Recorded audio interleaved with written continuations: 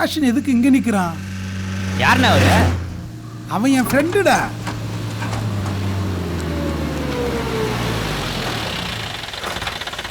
இறங்கி வா.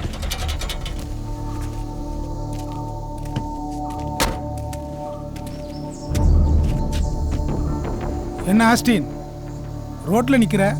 உனக்காக தான் வெயிட் பண்றேன். என்ன பார்க்கணும்னா நீ சூப்பர் ராஜா கடைக்கே வந்திருக்கலாமே. வண்டியில் என்னடா இருக்கு? காய்கறி. வண்டியை தரடா. ஆஸ்டின், நான் என்ன திருட மாதிரியும் நீ என்ன போலீஸ் மாதிரியும்